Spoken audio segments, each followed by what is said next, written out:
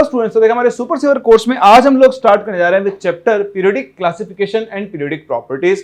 तो periodic table क्या है ये आप पढ़ चुके हो, एलिमेंट्स का कॉन्फ़िगरेशन लिखना, ये सारी चीजें आप लोग पढ़ चुके हो। आज हम देखेंगे कि क्यों पीरियोडिक क्लासिफिकेशन की जरूरत पड़ी और फिर ऐसी कौन कौन सी प्रॉपर्टीज हैं जो हम इन जनरल पीरियोडिक क्लासिफिकेशन के अंदर पढ़ते हैं, कैसे हम प्रॉपर्टीज को डिफाइन करते हैं। यहाँ पर हम बात करेंगे about atomic radius, ionization energy, electron affinity, electronegativity. ये वो सारे टर्म्स हैं जो आपके आगे तक इनऑर्गेनिक केमिस्ट्री के अंदर काम आते रहेंगे। तो हाँ, ये इनऑर्गेनिक केमिस्ट्री का एक फंडामेंटल चैप्टर है जहां पर सीखे गए टर्म्स को आप आगे यूज करोगे।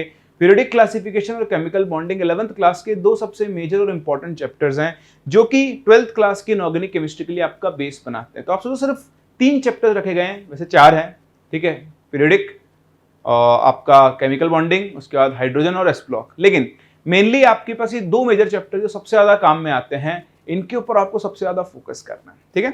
चलिए सबसे पहले हम लोग बात कर रहे हैं डेवलपमेंट ऑफ हिस्ट्री बोल दो या डेवलपमेंट ऑफ पीरियोडिक टेबल बोल दो, ठीक है। ये जो आप पीरियोडिक टेबल आज देखते हो ये ईयर्स ऑफ एफर्ट्स के बाद डेवलप हुई है, बनी है। इसकी जरूरत क्यों पड़ी? इसकी जरूरत पड़ी कि भाई इतने सारे एलिमेंट्स हैं, उन सबकी प्रॉपर्टीज को एक साथ पढ़ना है, कंपेयर करना है। तो वो काम हम कैसे करें, कैसे सबसे इजीएस्ट वे के अंदर हम एलिमेंट्स को अरेंज करके उनकी प्रॉपर्टीज को स्टडी कर सकते हैं, उनके कैरेक्टरिस्टिक्स को कंपेयर कर सकते हैं, इन सब के लिए पीरियोडिक टेबल की जरूरत पड़ी। ये स्टार्ट करते हैं विद नीड फॉर क्लासिफिकेशन। देखो 1800 आज से 220 साल पहले ओनली 31 एलिमेंट्स वर नोन। अच्छा, एक चीज मैं आपको बता दूं, ये हिस्ट्री है तो इस हिस्ट्री की तरह ले, इसे ज्यादा कुछ इसमें याद रखना नहीं है।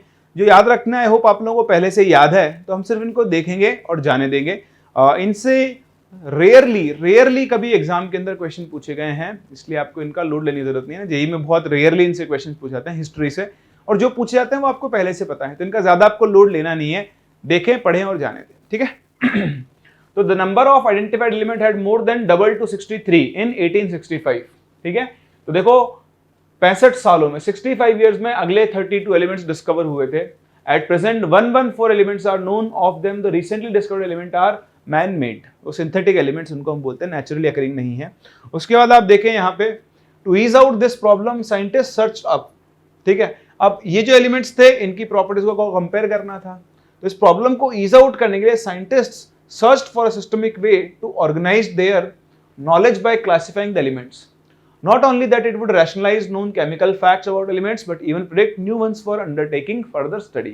तो आप एलिमेंट्स को किसी एक ऐसी प्रॉपर्टी के बेसिस पर, किसी एक ऐसे पैरामीटर के बेसिस पर अरेंज करोगे कि सिमिलर प्रॉपर्टीज के एलिमेंट्स एक जगह पर हो, और अगर आगे कभी कोई और एलिमेंट बनेगा तो उसकी प्रॉपर्टीज को आप पहले से प्रेडिक्ट कर सकते हो, जैसा कि आप आगे चल के देखोगे मेंडलीव ने किया भी था, ठीक है। तो मेन पर्पस क्या था कि आप सारे एलिमेंट्स को एक जगह बिठा सको, उनकी प्रॉपर्टीज को कंपेयर कर सको, सेम प्रॉपर्टी वाले एलिमेंट्स को एक जगह ला सको और उसी के अंदर आने वाले और एलिमेंट्स की प्रॉपर्टीज को प्रेडिक्ट कर सको या फिर उनको ढूंढने की कोशिश कर सको। तो देखें, जो डेवलपमेंट स्टार्ट हुआ पीरियोडिक टेबल का, वो स्टार्ट हुआ था सबसे पहले डोबरनियर-स्ट्राइट से। डॉबरमैन नहीं है, डोबरनियर-स्ट्राइट से, ठीक है। तो डॉबरनियर-ट्राइड्स में क्या होता है भाई, डॉबरनियर-ट्राइड्स जो आपके बने थे उनके अंदर क्या होता है, डोबरनियर ने एक पैटर्न अरेंज किया उस टाइम पर जितने एलिमेंट्स थे उनको देखकर, और उसने 3-3 के ग्रुप्स बनाए। उसने एलिमेंट्स को क्या किया, increasing order of atomic mass में अरेंज किया, पहले कम वाला, फिर उससे ज्यादा, फिर उससे ज्यादा, से 3 के ग्रुप बनाए। उसने एक प्रॉपर्टी बोली, ऑब्जर्व करके बोला कि जो मिडिल एलिमेंट है ना, उसका एटॉमिक मास दोनों एक्सट्रीम एलिमेंट के एटॉमिक मास के मैथमेटिकल एवरेज के बराबर होगा या अप्रॉक्सीमेटली इक्वल होता है, उसके बहुत क्लोज होता है। तो ये था इसका क्लासिफिकेशन का rule. The German chemist Johann Dobernier in early 1800s was the first to consider the idea of trends among properties of elements. By 1829, 29 साल लगे उसे, आप लोगों के लिए तो आज 29 मिनट 29 सेकंड लगेंगे ना, 29 मिनट में लगेंगे, 2.9 मिनट, 3 मिनट के अंदर आप ये सब सीख के आगे निकल जाओगे। और उस इंसान को 29 साल लगे इस चीज को ऑब्जर्व करने में। He noted a similarity among the physical and chemical properties of several groups of 3 elements, जिसे हम लोग क्या बोलते हैं, ट्राइड्स बोलते हैं। तो देखें, in each case he notice that the middle element of each triad had an atomic number weight about, या atomic weight about half way, atomic number ने sorry atomic mass, atomic weight about half way between the atomic weights of the other 2। तो ये आप देखें properties, also the properties of the middle element were in between those of the other 2 elements. देखिए आपने उसने कुछ triads बनाए थे, लिथियम, सोडियम, पोटेशियम। तो सोडियम का जो एटॉमिक मास है वो आपके लिथियम और पोटेशियम के एवरेज के बराबर होगा या अप्रोक्सीमेटली इक्वल होगा, मतलब क्लोज हो सकता है। जैसे यहाँ पर क्लोज आएगा 40 + 137, 177 का हाफ होता है आपके पास 88.5 और ये 88 है। सिमिलरली यहाँ पर है। इस तरह से उसने ट्राइड्स बनाए, लेकिन इसका जो क्लासिफिकेशन था लंबा नहीं चल पाया क्योंकि ये सारे एलिमेंट्स के ट्राइड्स नहीं बना सकता है। तो ये क्लासिफिकेशन बहुत लॉजिकल नहीं है और बहुत वो नहीं, सिंपल ऑब्जर्वेशन ने देखा 3-4 अरेंज हुए थे, भाई ऐसे अरेंज कर सकते हैं। अब इनके अलावा वो खुद ही ट्राइड नहीं बना पाए, तो यहाँ उनका लॉ क्या हो गया, फेल हो गया। The law of triads was discarded as it seem to work only for a few element, it was dismissed as coincidence. कि हाँ भाई थोड़ा सा आपने देख लिया तो कोइंसिडेंट लेता ना, कभी कभी आप क्वेश्चन करते हो रूल बना देते हो तो कोइंसिडेंटली वो कहीं लग जाता है और कहीं नहीं लगता, वो कंसेप्ट क्लियर नहीं होता है। तो क्लासिफिकेशन लॉजिकल नहीं था, इसलिए इसको फर्दर क्या कर दिया गया, डिस्कार्ड कर दिया गया। बट हाँ प्रोसेस इन्होंने शुरू की कि हमें इनको क्लासिफाई करना चाहिए, जरूरत है एलिमेंट्स को क्लासिफाई करने की। तो फिर इसके बाद आए सेकंड जिन्होंने अपना लॉ दिया ऑक्टेव, सारेगामापाधानीसा, सुना तो होगा आपने, है ना। तो देखें इसके बाद आता है न्यूलैंड और न्यूलैंड्स लॉ ऑफ ऑक्टेव्स। तो John Alexander Newlands in 1865, 1830 and 1829 और 1865, गैप देखो आप कैसे इवोल्यूशन हुआ है, ठीक है। 1865 में एलेक्सर, नाम तो मुझे भी देखो आप पढ़ लो, जॉन अलेक्जेंडर न्यूलैंड्स, याद रखने की जरूरत नहीं है, कोई नहीं पूछने वाला, ठीक है। ये सब स्कूल्स वगैरह में या फिर आपकी जो 9th-10th क्लास है तब तक हिस्ट्री में पूछते थे, यहाँ नहीं पूछने वाला कोई भी। So propounded the law of octaves. He arranged the elements in increasing order of their atomic weights and noted that every 8th element had properties similar to the first property. मतलब फर्स्ट एलिमेंट इन्होंने क्या किया, elements को increasing order of atomic weight, किसमें, increasing order of atomic weight के terms में इन्होंने arrange करना शुरू किया और ये नोट किया कि हर 8वें एलिमेंट की प्रॉपर्टी जो है वो फर्स्ट एलिमेंट से क्या कर रही है, रिजेंबल कर रही है। इन्होंने कंपेयर भी किया म्यूजिकल नोट्स के साथ कि हर 8वां नोट पहले नोट को रिपीट करता है, सा सा रे गा मा पा धा नी और फिर सा। तो इसीलिए इसको न्यूलैंड्स लॉ ऑफ ऑक्टेव्स बोलते हैं, जैसे म्यूजिक में ऑक्टेव बनते हैं, एग्जैक्टली इसी तरह से उन्होंने अरेंज किया, ठीक है, समझने वाली बात है सिर्फ। So the relationship was just like every 8th note that resembles the first in octave of music. Newlands law of octave seem to be true only for elements up to calcium. तो ये drawback भी साथ में आ गया है कि सिर्फ calcium तक ही वो इन एलिमेंट्स को अरेंज कर पाए थे। ये देखिए आपके पास एलिमेंट्स हैं, थोड़ा सा आप देख लेना ब्लरी सी इमेज अगर हो तो, ये हाइड्रोजन है, लिथियम है, beryllium, boron, carbon, nitrogen, oxygen. तो देखो फर्स्ट सेकंड इसमें हीलियम गायब है, ठीक है, third, fourth, fifth, sixth, seventh. आप सोच रहे हो सर हीलियम क्यों गायब है, क्योंकि उस टाइम तक हीलियम डिस्कवरी नहीं हुई थी। 7 के बाद अब क्या आएगा आपके वापस से 8th, 9, 10, 11, 12, 13, 14, फिर 8वां एलिमेंट 15। तो देखो इन तीनों की प्रॉपर्टीज सिमिलर होती है, इनकी प्रॉपर्टीज सिमिलर होती है, इनकी प्रॉपर्टीज सिमिलर होती है, इन दोनों की प्रॉपर्टी, इवन एल्यूमिनियम क्रोमियम की बहुत सारी प्रॉपर्टीज सेम होती है।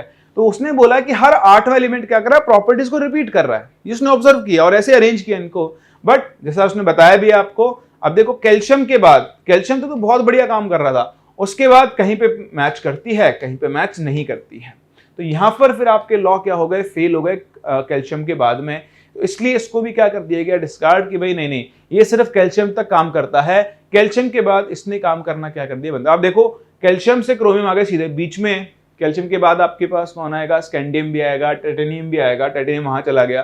तो अरेंजमेंट ठीक नहीं था, इन्होंने सिर्फ एटॉमिक मास के बेसिस पर अरेंज किया था। तो 20 के बाद ये भी एलिमेंट्स को अरेंज नहीं कर पाए, इसलिए इनको भी डिस्कार्ड कर दिया, इनके रूल को बेसिकली डिस्कार्ड। ठीक है, आगे चले। चलिए, तो लोग रुकते नहीं है जब तक लक्ष्य नहीं मिल जाए ना, सॉलिड चीज आपको नहीं मिल जाती। तो सेम चीज यहाँ पे इंप्लाई होती है, आपको भी तब तक नहीं रुकना जब तक आप अपने टारगेट को अचीव नहीं कर लेते हो। तो स्लोली आप देख रहे हो कितना साल लग रहे हैं लोगों को काम करने में, बट वो करते जा रहे हैं इस उम्मीद में है कि एक दिन तो बिल्कुल अपनी जगह पर पहुंचेंगे। तो एग्जैक्टली इसी तरह आपको भी अपनी पढ़ाई को कंटिन्यूस, है ना, लगातार बना के रखना है। कहीं भी आप रुक गए तो गेम हो जाएगा। ठीक है, चलिए ये देखें लोथरमेयर, ये सबसे ज्यादा लॉजिकल क्लासिफिकेशन किया था लोथरमेयर ने। लोथरमेयर ने क्या किया था, फिजिकल प्रॉपर्टीज और एटॉमिक वेट, मतलब उसने फिजिकल प्रॉपर्टीज को एटॉमिक वेट का एक फंक्शन माना और इनके बीच में ग्राफ प्लॉट किया। तो ध्यान से देखें, Lothar Meyer plotted physical properties such as atomic volume, melting point and boiling point against atomic weight. उसने ग्राफ बनाया between physical properties and atomic weight. इसका मतलब ये हो गया कि इसने ये मान लिया है कि जो फिजिकल प्रॉपर्टीज है वो एटॉमिक वेट का एक फंक्शन है। सही बात है। तो इस तरह से ने ग्राफ प्लॉट किया। अब उसने ऑब्जर्व किया कि वो एलिमेंट जिनकी प्रॉपर्टी सिमिलर है वो उस ग्राफ पर सिमिलर पोजीशंस ऑक्यूपाई कर रहे हैं। तो बेसिकली उन्होंने ग्राफ बनाया और उन्होंने कहा कि भाई इस ग्राफ की जो इंपॉर्टेंट कैरेक्टरिस्टिक है वो ये है कि वो एलिमेंट्स जिनकी फिजिकल प्रॉपर्टी सेम है वो इस ग्राफ में सेम पोजीशन ऑक्यूपाई कर रहे हैं। तो देखें, ये रहा आपका ग्राफ। इस तरह का कुछ ग्राफ आपको मिला था, ठीक है। ये तो बहुत स्मूथ ग्राफ बना है, बड़ा अजीब सा ग्राफ था, बट स्टिल यहां पे लोदरमेयर ने दिखाया कि जो सिमिलर एलिमेंट्स हैं या वो एलिमेंट जिनकी प्रॉपर्टी सेम है वो इस ग्राफ में सिमिलर पोजीशन ऑक्यूपाई करें। जैसे आप देखो, जो आपकी एल्कली मेटल्स हैं, ठीक है, क्या है आपकी जो एल्कली मेटल्स हैं वो सभी के सभी ग्राफ पर पीक पोजीशंस ऑक्यूपाई कर रही है, क्योंकि इनकी फिजिकल प्रॉपर्टीज क्या होती है, सेम होती है। तो lithium, sodium, potassium, rubidium, caesium ये ग्राफ पर पीक पोजीशंस को ऑक्यूपाई कर रहे थे। आप देख सकते हैं एल्कलाइन अर्थ मेटल्स, देखो ये ग्राफ का डिसेंडिंग पोर्शन नीचे की तरफ आ रहा है, तो ये डिसेंडिंग पोर्शन पर प्रेजेंट थी, ठीक है। सॉरी, कैल्शियम में लिख दिया ना, ये रहा, ठीक है। सब डिसेंडिंग पोर्शन पर प्रेजेंट है। अगर आप हेलोजेंस को देखो तो हेलोजन देखो आपको दिख रहा है असेंडिंग पोर्शन पर है। तो इस तरह उसने बोला कि भाई सिमिलर एलिमेंट्स जो हैं वो क्या करते हैं, सिमिलर पोजीशंस ऑक्यूपाई करते हैं इस ग्राफ में। इसका मतलब जो आपके एलिमेंट्स की फिजिकल प्रॉपर्टीज हैं वो उनके एटॉमिक वेट पर डिपेंड करती है। अगर हम एटॉमिक वेट के टर्म्स में अरेंज करें या फिर एटॉमिक वेट के फंक्शन के फॉर्म में देखें तो ये ग्राफ इस चीज को प्रूव कर रहा है कि वो एलिमेंट्स जिनकी प्रॉपर्टी सेम है वो इसीलिए तो ग्राफ पर सेम पोजीशन ऑक्यूपाई कर रहे हैं। तो बहुत लॉजिकल क्लासिफिकेशन था, बिल्कुल सबने इसको एक्सेप्ट भी किया, लेकिन एक प्रॉब्लम थी। अभी आप देखो, मैं आपको बोलूं ये याद रखना, आपको ये याद नहीं रहेगी, तो आपको क्या किसी को भी याद नहीं रहेगी। अभी तो सिर्फ 3 तरह के एलिमेंट देखे, एल्कली मेटल्स, हेलोजेंस। भाई पी ब्लॉक एलिमेंट्स का क्या है, डी ब्लॉक एलिमेंट्स का क्या, इतने सारे एलिमेंट्स। एक तो उनकी पोजीशन डिफाइन करना बड़ा मुश्किल काम है, और डिफाइन कर भी दी तो उनको याद रखना बड़ा मुश्किल काम है। तो इसलिए इसको बोला गया कि भाई साहब आप बिल्कुल लॉजिकल हो, आपने बहुत अच्छा क्लासिफिकेशन किया है, लेकिन प्रॉब्लम यह है कि आपके इस क्लासिफिकेशन को हम याद नहीं रख सकते। हम याद नहीं रख सकते तो नॉर्मल आदमी भी याद नहीं रख सकता, इसलिए हम आपको भी एक्सेप्ट नहीं कर सकते, और इन भाई साहब के क्लासिफिकेशन को डिस्कार्ड कर दिया गया। तो देखें, alkali metals occupied the peak positions on the curve, alkaline earth metals were present on the ascending portion of the curve, halogens on the, I think उल्टा लिख दिया मैंने ना, ये उल्टा हो गया, सॉरी। इसे आप करें डिसेंडिंग और इसे आप करें असेंडिंग, सॉरी ये प्रिंटिंग मिस्टेक हो गई है। हेलोजेंस कहां पे थे, असेंडिंग पोर्शन पर, और एल्कलाइन अर्थ मेटल्स कहां पर थी, descending portion of the curve पर प्रेजेंट थी, ठीक है। चलिए देखो क्या, although Lothar Meyer's classification was quite logical but it was difficult to remember position of all elements on the curve, इसलिए हमने लोदरमेयर को भी क्या कर दिया, डिस्कार्ड कर दिया। लोदरमेयर के बाद आया बहुत इंपॉर्टेंट मेंडलीव्स, तो एक बार आप कॉपी कर लो, फिर चलते हैं वहां पर।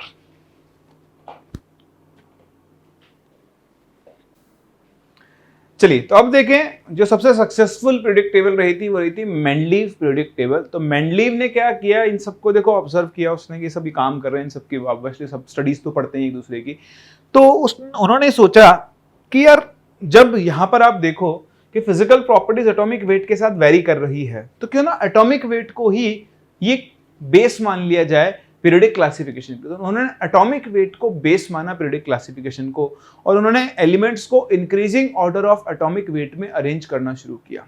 तो जब उन्होंने एलिमेंट्स को increasing order of atomic wait में इंक्रीज करना शुरू किया तो उन्होंने देखा कि एक फिक्स्ड एटॉमिक नंबर के बाद, एक फिक्स्ड पीरियड के बाद प्रॉपर्टीज अपने आप को क्या कर रही हैं, रिपीट कर रही है। उन्होंने जैसे increasing order of atomic wait में अरेंज किया, एक फिक्स्ड एटॉमिक वेट के बाद यानी वैल्यू के बाद प्रॉपर्टीज अपने आप को क्या कर रही थी, रिपीट कर रही थी। तो यहां से मेंडलीव ने अपना पीरियोडिक लॉ दिया। उन्होंने कहा एलिमेंट्स की जो फिजिकल केमिकल प्रॉपर्टीज होती हैं वो उनके एटॉमिक मास का या एटॉमिक वेट का एक पीरियोडिक फंक्शन होती है, यानी एक फिक्स्ड वैल्यू के बाद प्रॉपर्टीज अपने आप को क्या करती हैं, रिपीट करती हैं, और इसके बेसिस पर उन्होंने अपनी पीरियोडिक टेबल दी। तो देखिए मेंडलीव्स पीरियोडिक टेबल, आपको क्या याद रखना है, सबसे पहली चीज मेंडलीव्स पीरियोडिक टेबल है ना, या लॉ देख लो, लॉ से टेबल बनी है। तो मेंडलीव्स पीरियोडिक लॉ या मेंडलीव्स पीरियोडिक टेबल किसके ऊपर बेस्ड थी, एटॉमिक मास के ऊपर बेस्ड थी। किसके ऊपर बेस्ड थी, एटॉमिक मास। आज जो हम पीरियोडिक टेबल पढ़ते हैं, मॉडर्न पीरियोडिक टेबल से हम बोलते हैं, वो एटॉमिक नंबर के ऊपर बेस्ड है, ठीक है। तो देखिए ये रहा Mendeleev's periodic law, the physical and chemical properties of elements are a periodic function of their atomic weights, that is properties of elements repeat themselves after a regular interval number of elements। मतलब एक fixed interval के बाद जो physical chemical properties हैं वो अपने आप को क्या कर रही है, रिपीट कर रही है। इसी लॉ के बेसिस पर मेंडलीव ने अपनी पीरियोडिक टेबल बनाई। So Mendeleev arranged elements in horizontal rows and vertical columns of a table in order of their increasing atomic weights in such a way that the elements with similar properties occupied the same vertical column or group. तो horizontal rows में define किया जिन्हें हम periods बोलते हैं, और vertical columns में define किया जिन्हें हम लोग क्या बोलते हैं, columns या फिर group बोलते हैं। ठीक है, तो देखें मैं पूरी तो बना नहीं रहा हूं, याद भी आपको रखनी, देखें और भूल जाएं। ये मेंडलीव्स प्रेडिक्ट टेबल है जिसमें आपको चीजों को समझना है क्या होता है। देखो मेंडलीव ने ग्रुप 1 से लेकर ग्रुप 8 तक 8 ग्रुप डिफाइन किए थे। उस टाइम तक नोबल गैसेस डिस्कवर नहीं हुई थी। फिर जब नोबल गैसेस डिस्कवर हुई तो एक और ग्रुप ऐड किया गया जिसे हम लोगों ने जीरो ग्रुप बोल दिया। पहली बात तो नोबल गैसेस मेंडलीव के टाइम तक डिस्कवर नहीं हुई थी, उनको बाद में ऐड किया था एक अलग से ग्रुप बना के जिसे हम लोग जीरो ग्रुप बोलते हैं। तो इसको मिलाकर अब मेंडलीव के पीरियड टेबल में टोटल 8 ग्रुप्स हो चुके हैं और आपके पास वही 7 पीरियड्स हैं, 1 2 3 4 5 6 7। अगर आप बहुत ध्यान से देखें तो जीरो ग्रुप को छोड़ने के बाद हर ग्रुप को 2 सब ग्रुप्स में डिवाइड किया गया है। देखो ये है, देखो यहां पे hydrogen, lithium, sodium, potassium, rubidium, यहां देखो कॉपर आ रहा है, सिल्वर आ रहा है, गोल्ड आ रहा है। तो इसको हमने डिवाइड किया as first A and second A. Similarly इसको डिवाइड किया था, sorry first and first B, second A लिख दिया मैंने उसे। एक था फर्स्ट ए और दूसरा क्या होगा आपका, फर्स्ट बी होगा। तो ये फर्स्ट ए फर्स्ट बी, इसी तरह इसको सेकंड ए सेकंड बी में डिवाइड किया, इस तरह से इसको थर्ड ए थर्ड बी में डिवाइड किया। तो जीरोथ ग्रुप को छोड़ दो, उसके बाद हर एक ग्रुप को क्या किया था आपने, फर्स्ट ए फर्स्ट बी के अंदर डिवाइड किया था। तो मैं आपसे कहता है कि मॉडर्न पीरियड टेबल में दिखता है, मैं आपको भी दिखाऊंगा कैसे होता है क्लासिफिकेशन। याद रखने की जरूरत ऐसा है नहीं क्योंकि इतना काम नहीं आती है। ठीक है, अब आप देखो मेंडलीव ने जो अरेंजमेंट किया इससे क्या था कि सिमिलर प्रॉपर्टीज वाले जो एलिमेंट्स थे, तो शायद कुछ तकनीक खराबी आ गई थी, आजकल बहुत प्रॉब्लम आने लग गई बार बार इसके अंदर। खैर, तो आपको ये सब याद नहीं रखना है, बस देखें, पढ़ें, सुने और जाने दें। ठीक है, अब आप देखो इससे क्या हुआ, जो सिमिलर प्रॉपर्टीज के एलिमेंट्स थे वो सेम ग्रुप के अंदर आ चुके हैं। देखो lithium, sodium, potassium, rubidium, caesium, ये सीजियम है। ठीक है, नहीं ये नहीं सीजियम, हाँ एटॉमिक वेट है, सीजियम है, तो ये गलती से सी लिखा हुआ है, सीजियम है। तो ये सेम ग्रुप के अंदर आ गए हैं। ऐसे देखो beryllium, magnesium, calcium, strontium, barium आ गया है। देखो boron, aluminium, gallium, indium, thallium आ गया है ना, कार्बन, सिलिकॉन, आपका जर्मेनियम, टिन और लेड। तो सिमिलर प्रॉपर्टीज वाले एलिमेंट्स क्या हो गए थे, सेम ग्रुप में आ गए थे। अब आप बोलोगे सर क्या मजाक कर रहे हो, बताओ कहां पर कॉपर और पोटेशियम की प्रॉपर्टी सेम है, कहां पर सिल्वर और रुबिडियम की प्रॉपर्टी। रुबिडियम तो एक हाईली रिएक्टिव मेटल है और सिल्वर जो है वो एक नोबल मेटल है, almost least low reactive metal है, कहां है प्रॉपर्टी सेम। हाँ, तो ये अब आप देखो, रटने की जरूरत नहीं होती। आपने देखा, आपको दिख रहा है, खुद ही दिख रहा है आपको ऑब्जर्वेशन पे कि भाई यहां पर एक ही ग्रुप में 2 तरह की मेटल है जिनकी प्रॉपर्टी सेम नहीं है। भाई ये क्या है, आपने 2 अलग अलग प्रॉपर्टीज के मेटल्स को एक ग्रुप में क्यों रखा, तो ये समझा नहीं पाया। उन्होंने बोला कि मैंने 2 ग्रुप में डिवाइड किया सब ग्रुप में। क्यों, क्योंकि अगर मैं और वर्टिकल कॉलम्स पढ़ा था नंबर ज्यादा होता, तो उन्होंने बोला कि हो जाने देते ना, आज भी तो है, अब जैसे आज तो हो ही गया, आप देख ही रहे हो। तो उस टाइम पर ये क्वेश्चन उठा कि आपने अलग अलग प्रॉपर्टीज के मेटल को एक जगह क्यों रख दिया है, पहली बात। ठीक है, चलिए और देखें कि आप यहां पर देखोगे ना, ये जो पिंक कलर का जैसे बना हुआ ये जी, उस टाइम तक ये डिस्कवर्ड नहीं थे, तो उसमें डाल दिए हैं। मेंडलीव ने इनके लिए खाली जगह छोड़ दी थी इनकी प्रॉपर्टीज को प्रेडिक्ट करके। ठीक है, तो वो आप अभी इसकी मेरिट्स और डिमेरिट्स दोनों के अंदर पढ़ लोगे। तो बेसिक ही प्रेडिक्ट टेबल है। इसका फायदा ये हुआ कि यहां पर आप सिमिलर प्रॉपर्टीज और एलिमेंट्स को एक जगह अरेंज कर पा रहे थे और अब आप उनकी प्रॉपर्टीज को कंपेयर कर सकते हो। तो आओ देखते हैं इसके क्या क्या फायदे हुए और फिर क्यों इसको भी डिस्कार्ड कर दिया गया। ठीक है, चलिए तो देखें, ये हैं इसके merits. Mendeleev system was more elaborate than Lothar Meyer's classification, और रिलेटिवली आसान था, उससे तो आसान था याद रखने के लिए।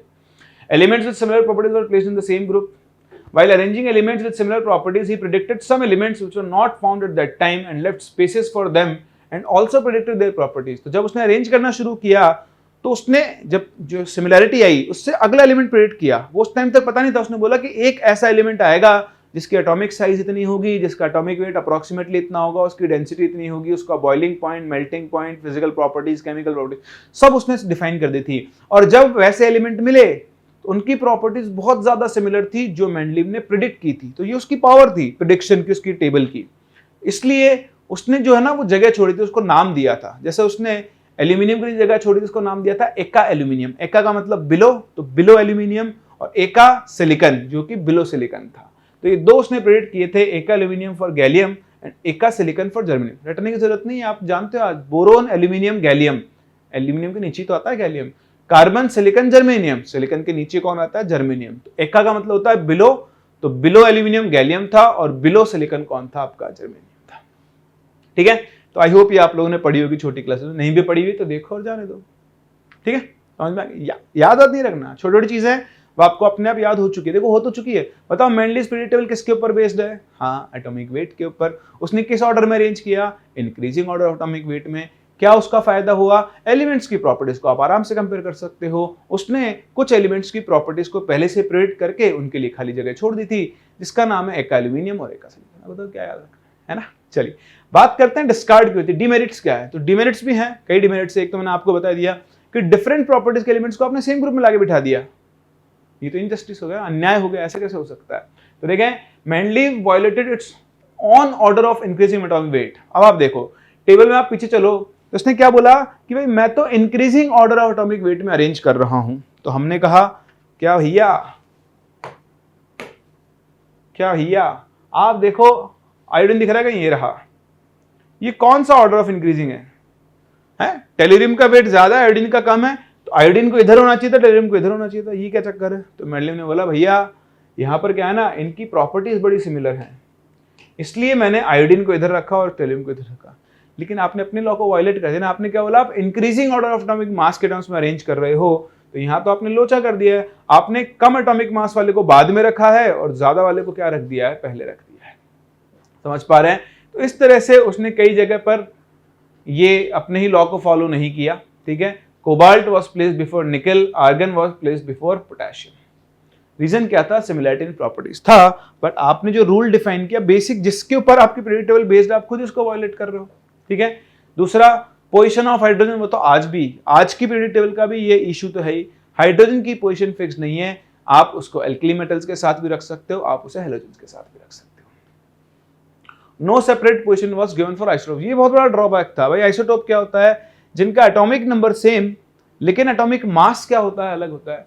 अब आपकी टेबल किसके ऊपर बेस्ड है, एटॉमिक मास के ऊपर। तो जो भाई एटॉमिक मास के ऊपर बेस्ड है, तो आप आइसोटोप को जगह दो ना, एटॉमिक मास तो अलग अलग हुआ आइसोटोप्स का। तो आइसोटोप्स कहाँ है, हाइड्रोजन, ड्यूटेरियम, ट्रीटियम कहाँ है आपकी पीरियड टेबल में, उनको जगह आपने क्यों नहीं दी है, ये इसका एक ड्रॉबैक था। ठीक है, तो छोटे छोटे कुछ ड्रॉबैक्स थे, एक वो आप ऐड कर देना जो मैंने आपको बताया था, elements with different properties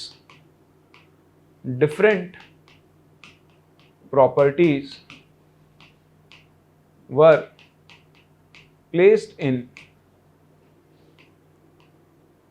same group। तो वो एलिमेंट्स जो अलग अलग प्रॉपर्टीज रखते हैं उनको आपने कहां पर रख दिया था, सेम ग्रुप में लाके रख दिया था। ठीक है, बस ये ड्रॉबैक्स हैं, अगेन आपको याद रखने की जरूरत नहीं, लेकिन इन ड्रॉबैक्स की वजह से फाइनली इसे भी डिस्कार्ड किया गया। एक्चुअली इन ड्रॉबैक्स की वजह से डिस्कार्ड नहीं किया गया था। आपके पास एक साइंटिस्ट था मोजले, ठीक है, तो मोजले ने क्या किया था, मोजले ने एक एक्सपेरिमेंट किया और उसने उस एक्सपेरिमेंट थ्रू बताया कि एटॉमिक मास से ज्यादा इंपॉर्टेंट जो प्रॉपर्टी है वो है एटॉमिक नंबर। एलिमेंट्स की फिजिकल और केमिकल प्रॉपर्टीज एटॉमिक मास की जगह उनके एटॉमिक नंबर पर ज्यादा डिपेंड करती है, और उनकी प्रॉपर्टीज उनके एटॉमिक नंबर का एक पीरियोडिक फंक्शन होती है। तो मोजले ने एक एक्सपेरिमेंट किया, आओ चलते हैं उसी एक्सपेरिमेंट की तरफ और उसके थ्रू समझते हैं मॉडर्न पीरियोडिक लॉ। तो देखें 1913, ठीक है, ऑलमोस्ट 113 साल के बाद English physicist Henry Moseley observed regularities in the characteristic X ray spectra of the element. अभी कैरेक्टरिस्टिक एक्सरे स्पेक्ट्रा क्या है भाई, क्या होता है जब आप मेटल्स के ऊपर इलेक्ट्रॉन की बीम को स्ट्राइक करवाते हो, उसकी वजह से क्या होती है, एक्सरेज जनरेट होती है। एक्सरेज की अपनी एक फ्रीक्वेंसी होती है, पूरी रेंज होती है, तो हर मेटल एक सर्टेन फ्रीक्वेंसी की या फिर वेवलेंथ की एक्सरे जनरेट करता है। कैरेक्टरिस्टिक का मतलब क्या है, उस मेटल के लिए वो फ्रीक्वेंसी फिक्स्ड होगी, वैसी फ्रीक्वेंसी कोई और मेटल जनरेट नहीं कर सकता है। उसने इन एक्सरेज, इस निकलने वाली एक्सरेज की फ्रीक्वेंसी को एटॉमिक नंबर्स के साथ अरेंज किया और उनके बीच में एक रिलेशन निकाला। तो देखें, a plot of root nu where nu is frequency of x is emitted against atomic number z gave a straight line and not the plot of new versus atomic mass. तो उसने बोला कि अगर मैंने root new और atomic number z के बीच में graph बनाया तो कुछ ऐसा रिलेशन बना था root nu is equals to a into Z minus B, जो कि बेसिकली एक स्ट्रेट लाइन का इक्वेशन है। ठीक है, तो इस तरह से एक स्ट्रेट लाइन बनी जिसका इंटरसेप्ट नेगेटिव है अभी के हिसाब से। लेकिन अगर ऐसा ग्राफ उसने एटॉमिक मास के लिए बनाया तो ऐसा कोई ग्राफ ऑब्टेन नहीं हो रहा था। ठीक है, तो यहां से मोज़ले ने प्रेडिक्ट किया कि नहीं भाई, एटॉमिक मास नहीं, atomic number should be the fundamental property. ठीक है, तो यहां से देखो, he thereby showed that the atomic number is a more fundamental property of an element than its atomic mass and gave the modern periodic law, जो कि कहता है सेम है कि the physical and chemical properties of elements are a periodic function of their atomic number, not atomic mass, and the properties repeat themselves after a certain atomic number। आज जो हम periodic table पढ़ते हैं वो इसी periodic law के ऊपर based है। हमारी जो करंट पीरियडिक टेबल है वो किसके ऊपर डिपेंड करती है, एटॉमिक नंबर पर, ना कि एटॉमिक मास पर। तो कॉपी करें, फिर दिखाता हूं कुछ और चीजें मैं आपको। चलिए, तो आगे बढ़ते हैं, देखें आगे और सीखते हैं अपने पीरियडिक टेबल को। ये पढ़ लो, इसमें कुछ याद रखने का नहीं है ना, बस पढ़ लो, जाने दो। Numerous forms of periodic table have been devised from time to time, some from emphasis chemical reactions and valence, whereas others stress electronic configuration of elements. A modern version, the so-called long form of periodic table, जो अभी की table है उसे हम long form of periodic table या modern periodic table भी बोल देते हैं, is the most convenient and widely used. The horizontal rows, which Mendeleev called series, are called periods, and vertical columns of groups. Elements having similar outer electronic configuration in their atoms are arranged in vertical columns, referred to as groups or families, जैसा हम लोगों ने सीखा है। According to the recommendation of IUPAC, the groups are numbered from 1 to 18, replacing the older notation of group 1A to 7th B and 0। तो ये क्या है मैं आपको ये बता देता हूँ, ध्यान से देखना आप लोग। ये मैं आपको सिखा चुका हूँ बेसिक्स के अंदर। ठीक है, तो ये आपकी पूरी टेबल है। देखो, हर एक का इलेक्ट्रॉनिक कॉन्फिगरेशन लिखना मैंने आपको सिखाया था, ये बताया था। एल्कली मेटल्स हैं, ये आपके डी ब्लॉक एलिमेंट्स है, ये एस ब्लॉक एलिमेंट्स हैं। एस ब्लॉक क्यों बोलते हैं कि लास्ट इलेक्ट्रॉन एंटर करता है एस सबशेल में। सब कुछ मैं आपको पढ़ा चुका हूँ फंडामेंटल्स के अंदर। ठीक है, एक चीज मुझे आपको बतानी, देखो हमने ग्रुप्स की नेमिंग की थी 1 2 3 4 5 6 7 8 9 10 11 12। ठीक है, 13 14 15 16 17 और 18। ये मॉडर्न लॉन्ग फॉर्म का है। अगर हम मेंडलीव के हिसाब से देखें तो देखो मेंडलीव ने क्या किया था, ये था आपका फर्स्ट ए ग्रुप। मैंने आपको सिखाया था ना, फर्स्ट ग्रुप को उसने फर्स्ट ए फर्स्ट बी में डिवाइड किया था। ये है आपका सेकंड ए ग्रुप। ठीक है, अब इसके बाद यहां से डायरेक्ट शुरू होता है थर्ड ए। तो थर्ड ए, ये है थर्ड बी, ये है फोर्थ बी। ठीक है, ये है आपके पास फिफ्थ बी, ये है सिक्स्थ बी, ये है सेवेंथ बी। और ये जो तीनों थे, देखो यहाँ पर कौन कौन है, स्कैंडियम है, टाइटेनियम है, वेनेडियम है, क्रोमियम है, मैंगनीज, एफी, कोबाल्ट, निकल, इन तीनों को मिलाकर बनता है आपका 8th ग्रुप। फिर आपके पास ये आता है फर्स्ट बी और ये आता है सेकंड बी। कॉपर और जिंक, अगर आप पीरियडिक टेबल से कंपेयर करें मेंडली वाली से तो वहां से आपको दिख जाएगा ये, बट अभी आप कितना काम नहीं आता है। हाँ, कभी कभी फर्स्ट है सेकंड है वो यूज कर लेता है, तो वो आपको पता होना चाहिए। तो फर्स्ट है सेकंड है, फिर थर्ड बी से शुरू होता है, third B, fourth B, fifth B, sixth B, seventh B. 8th group 3 elements को मिलाकर बनता है। ये आपके पास फर्स्ट बी और सेकंड बी हो गया। इसके बाद आप आते हो 13 ग्रुप, इसको हम बोलते हैं वापस सेकंड ए के बाद आएगा थर्ड ए, फिर आएगा फोर्थ ए, फिर आएगा फिफ्थ ए, फिर आएगा सिक्स्थ ए, फिर आएगा सेवंथ ए, और लास्ट में आपके आता है 0th ग्रुप। 8th ग्रुप तो यहाँ पे आ चुका है। तो ये था मेंडलीव वाला क्लासिफिकेशन। अगर आप मेंडलीव के क्लासिफिकेशन को देखो तो ध्यान से देखना, फर्स्ट ए और सेकंड ग्रुप में आपके एस ब्लॉक एलिमेंट्स हैं।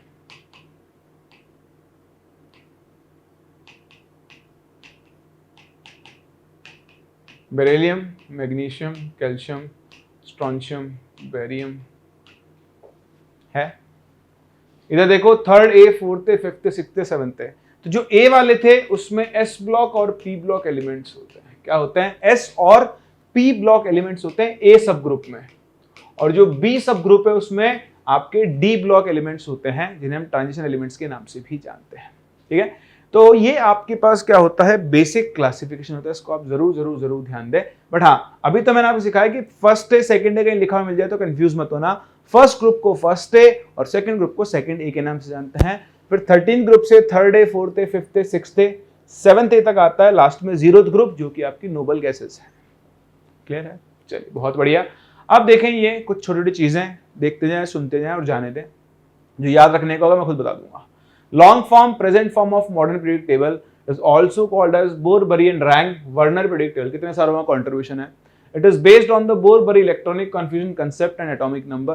ठीक है, तो डिफरेंस क्या है, mainly periodic table atomic mass पर बेस्ड थी और जो लॉन्ग फॉर्म है वो एटॉमिक नंबर पर बेस्ड है। This model is proposed by rank and Werner. 7 periods हैं, 18 वर्टिकल कॉलम्स हैं जिनको हम लोग अच्छे से देख चुके हैं। ठीक है, डिस्क्रिप्शन ऑफ पीरियड्स तो देखना होता था 2, 8, 8, 18, 18, 32, 32। मैं आपको पहले बता चुका हूँ 2 इज द शॉर्टेस्ट पीरियड है ना। उसके बाद 2 और शॉर्ट पीरियड है 8 और 8, फिर लॉन्ग है 18, 18 और फिर आपके पास उससे भी ज्यादा लॉन्ग है। ठीक है, तो ये आपके पास सिंपल सा क्लासिफिकेशन है। शॉर्टेस्ट है ना, यहाँ पर आएगा शॉर्टेस्ट। 8, 8 वाले हो गए शॉर्ट, ठीक है, बाकी दोनों हो गए लॉन्ग और ये लास्ट वाले 6 और 7 जो है लॉन्गेस्ट है। क्योंकि देखो 2, 8, 8 थोड़ा कचरा हो गया। एक सेकंड दो मैं इसको ठीक कर दूं, है ना, अच्छा नहीं लग रहा, सुंदर नहीं लग रहा है। चलिए तो देखिए इनको ढंग से अरेंज कर लिया आपने। ठीक है, और अब इसको डिस्कस कर लेते हैं। तो ये आपके पास देखो फर्स्ट पीरियड है, एक सबशेल होता है 1s, नंबर ऑफ एलिमेंट 2 होते हैं, हाइड्रोजन हीलियम, शॉर्टेस्ट इसे बोलते हैं। फिर 2 के बाद आएगा 8, 8 जो सेकंड और थर्ड पीरियड है। ठीक है, तो 2s 2p 3s 3p electron जाते हैं। 8 एलिमेंट्स हैं, lithium to neon, sodium to argon, इनको हम शॉर्ट पीरियड्स बोलते हैं। फिर आ गए 18 वाले, 18, 18 fourth and fifth period, potassium to krypton, rubidium to ज़ीरॉन, आपके पास लॉन्ग बोलते हैं। और फिर 32, 32 हम बोलते हैं लॉन्गेस्ट। तो ये आपके 7 पीरियड्स हैं जिनके अंदर आपके इतने इतने एलिमेंट्स होते हैं, इनकी नेमिंग होती है।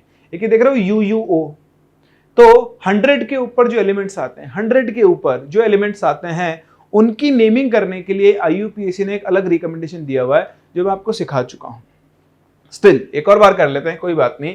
ये देखें, इस सिंपल फॉर्मेट को हम फॉलो करते हैं। 0 के लिए नील, 1 के लिए अन, 2 के लिए बाई, 3 के लिए ट्राई, 4 के लिए क्वाड, 5 के लिए पेंट, 6 के लिए हेप, 6 के लिए हेक्स, 7 के लिए हेक्स, 7 के लिए सेप्ट, 8 के लिए ऑक्ट और 9 के लिए एन। अब लास्ट में EM लगाते हैं। तो आपने मुझसे बोला कि 133, तो मैं इसको बोल दूंगा अन ट्राई ट्रियम, इसका सिंबल हो जाएगा UTT। ठीक है, सर देखा पिछले पेज पे आपके पास था UUO ही था ना शायद। UUO क्या हो गया, अन ऑक्टियम, यानी 118 अन ऑक्टियम। कोई भी नंबर ले लो, 157, तो यह पास बन जाएगा अन पेंट सेप्टियम, इसका सिंबल हो जाएगा UPS। समझ पा रहे मेरी बात को? तो इस चीज का आप ध्यान रखें, सिंपल आपके पास नेमिंग का तरीका है। आप किसी ने बोल दिया 132, तो ये हो जाएगा अन ट्राइबियम, यानी सिंबल हो गया इसका UTB। तो ये आपके पास 100 के ऊपर जिनका एटॉमिक नंबर होता है उनकी नेमिंग का मेथड है, इसे आप जरूर ध्यान रखें। कर लेंगे ना? चलिए, ऐसा UNO हो तो देखो UNO का मतलब है, U का मतलब है अन, N का मतलब है नील और O का मतलब है ऑक्ट। तो अन नील ऑक्ट 108, इसका क्या हो जाएगा? तो सिंबल से नंबर निकाल लो, नंबर से सिंबल बनाना, दोनों आपको अच्छे से आना चाहिए। आसान है ना, कर सकते हैं इसको। तो चलिए फिर देखें क्लासिफिकेशन ऑफ एलिमेंट्स। तो ये बोर का क्लासिफिकेशन है। बोर ने 4 कैटेगरीज में डिवाइड किया। Elements, inert gas elements. Inert gas elements क्या होते हैं? जो नोबल गैसेज है आपकी, helium, neon, argon, krypton, xenon and radon. Normal और रिप्रेजेंट एलिमेंट्स, ये आपके पास S and P block elements होते हैं। S and P block elements obviously except noble gases, क्योंकि नोबल गैसेस को तो आपने अलग से क्लासिफाई कर दिया है। तो ध्यान रखना, कई बुक्स में आपको क्वेश्चन मिलेंगे उनमें नॉर्मल या रिप्रेजेंटेटिव में नोबल गैसेस को भी ले लेता है, नोबल गैसेस नहीं काउंट होगी। ठीक, क्लासिफिकेशन किसका है? बोर का क्लासिफिकेशन है। उसने नोबल गैसेस को अलग जगह दे दी ना, तो फिर दोबारा क्यों काउंट करेगा? इनको नॉर्मल और रिप्रेजेंटेटिव एलिमेंट्स क्यों बोलते हैं? क्योंकि ये अपने ग्रुप की जनरल प्रॉपर्टीज को या एलिमेंट्स की जनरल प्रॉपर्टीज को रिफ्लेक्ट करते हैं। Transition elements, generally transition element D block elements को बोलते हैं, लेकिन ट्रांजिशन एलिमेंट्स की डेफिनेशन में एक डिफरेंस है, वो आप समझना कि ट्रांजिशन एलिमेंट्स किन्हें बोलते हैं, क्योंकि अब आप इस स्टेज पर आ चुके हो कि मैं आपको सिखा पाऊं। तो ट्रांजिशन एलिमेंट्स क्या होते हैं? These are the elements having partially filled, partially बोल दो या incompletely filled, incompletely filled d orbitals. क्या है? Elements having incompletely filled d orbitals in their ground state और excited state. Sorry, ground state और एक्साइटेड मत लिखो, common oxidation state, common oxidation state. तो उन्हें हम लोग क्या बोलते हैं? ट्रांजिशन एलिमेंट्स बोलते हैं। Elements having incompletely filled d orbitals in their ground state और कॉमन ऑक्सीडेशन स्टेट, उन्हें हम लोग किन के नाम से जानते हैं? ट्रांजिशन एलिमेंट्स के नाम से जानते हैं। ध्यान रखना, all D block elements except zinc, cadmium and mercury are transition elements. तो इस चीज के ऊपर आप फोकस करें।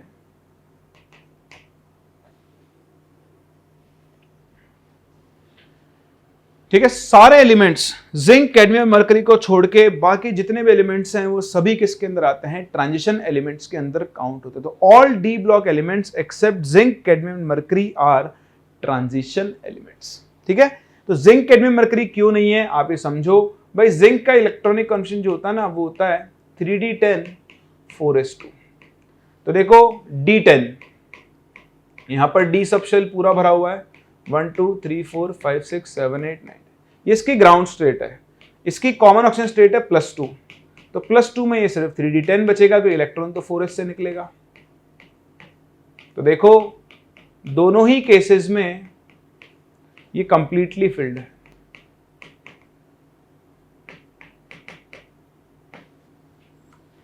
ठीक है, इसलिए जिंक ट्रांजिशन एलिमेंट नहीं है। तब आप बोलोगे अरे सर क्या बात करो, कॉपर ले लो भाई, कॉपर ले लो। तो कॉपर का इलेक्ट्रॉनिक कॉन्स्टेंट होता है 3d10 4s1। तो हाँ भाई देखो 3d10 कॉपर के अंदर 1 2 3 4 5 6 7 8 9 10 पूरा फील्ड है, लेकिन कॉपर की कॉमन स्टेट होती है +2 में एक इलेक्ट्रॉन 4s से एक, ये 3d9 होगा। अब देखो इसका जो 3d ऑर्बिटल है वो इनकम्प्लीटली फिल्ड है। कंप्लीटली का मतलब सारे 10 इलेक्ट्रॉन रहने चाहिए, इनकम्प्लीट। इसलिए कॉपर ट्रांजिशन एलिमेंट है लेकिन जिंक ट्रांजिशन एलिमेंट नहीं। तो आप ये ध्यान रखना, सारे D block elements transition element है except zinc, cadmium and mercury. इन तीन को छोड़ दो, जो 12th ग्रुप के मेंबर्स हैं, इन तीनों के अलावा सारे डी ब्लॉक एलिमेंट्स क्या हैं? Transition elements. तो देखो यहाँ एक स्टेटमेंट बनता है, अगर आपको कभी मिल जाए तो आप खुद भी बोल सकते हो। बताओ, all transition elements, all transition, जितने भी ट्रांजिशन एलिमेंट्स है, कौन कौन नहीं है? जिंक, कैडमियम, मरकरी को छोड़ दो। बताओ इन तीनों को छोड़ के जितने भी ट्रांजिशन एलिमेंट है वो कौन से ब्लॉक को जाते हैं? डी ब्लॉक को जाते हैं ना। तो all transition elements are D block elements. बोलो समझ में आ रहा है ना? But all D block elements, all D block elements are not transition elements.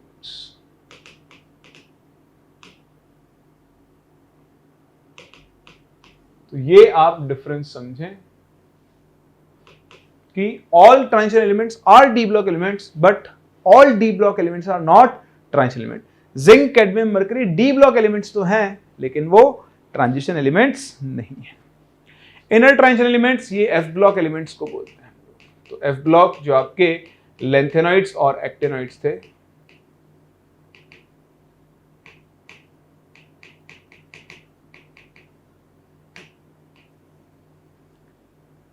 उन्हें हम लोग इनर ट्रांजिशन एलिमेंट्स के नाम से जानते हैं। समझ गए बात? तो बस ये आपके पास ओवरऑल क्लासिफिकेशन एलिमेंट्स का inert gases, representative elements, D block या फिर ट्रांजिशन एलिमेंट्स में क्या डिफरेंस है समझाई दिया मैंने आपको, और इनर ट्रांजिशन एलिमेंट जिन्हें हम एफ ब्लॉक एलिमेंट्स को ही इनर ट्रांजिशन एलिमेंट्स बोलते हैं, लेंथेनर्स, एक्टिनर्स के नाम से जानते हैं। डन। चलिए एक और छोटा सा क्लासिफिकेशन तो हम जानते हैं अच्छे से। लास्ट इलेक्ट्रॉन जब एस सबशेल में एंटर करता है तो हम एस ब्लॉक एलिमेंट्स बोलते हैं, जब पी सबशेल में करेगा तो पी ब्लॉक बोलेंगे, डी सबशेल में करेगा तो डी ब्लॉक बोलेंगे, और एफ सबशेल में एंटर करता है तो हम क्या बोलते हैं, तो लास्ट इलेक्ट्रॉन जहां एंटर कर रहा है उन्हें हम लोग क्या बोलते हैं, S block, P block, D block और एफ ब्लॉक एलिमेंट्स के नाम से जानते हैं। ठीक है, चलिए तो ये तो आपके पास डेवलपमेंट ऑफ पीरियोडिक टेबल और क्लासिफिकेशन ऑफ पीरियोडिक टेबल, कैसे इसको डेवलप किया गया। ठीक है, चलिए तो आज तो ये डेवलपमेंट में इस पार्ट को यहाँ पे खत्म कर दिया, ताकि कभी आपको जरूरत पड़े तो इस पर्टिकुलर पार्ट को आप देख लें। नेक्स्ट क्लास में आपको सिखाऊंगा पीरियोडिक टेबल में एलिमेंट्स के ग्रुप नंबर्स और पीरियड नंबर्स निकालना, और फिर हम चलेंगे फिजिकल प्रॉपर्टीज की तरफ, क्योंकि मैं आपको इफेक्टिव न्यूक्लियर चार्ज हम लोगों ने वैसे बेसिक्स में सीख लिया है। ठीक है, तो आप उस लेक्चर को रेफर कर सकते हैं दोबारा से, वो आपके यहाँ पर काम में आता है। और इसके बाद हम स्टार्ट करेंगे विद क्या, एटॉमिक नंबर से ग्रुप नंबर और पीरियड नंबर निकालना, और उसके बाद physical properties of elements like atomic size, ionization energy, electron affinity and electronegativity. तो मिलते हैं नेक्स्ट क्लास, यहाँ से आगे कंटिन्यू करते हैं, तब तक के लिए take care and bye bye.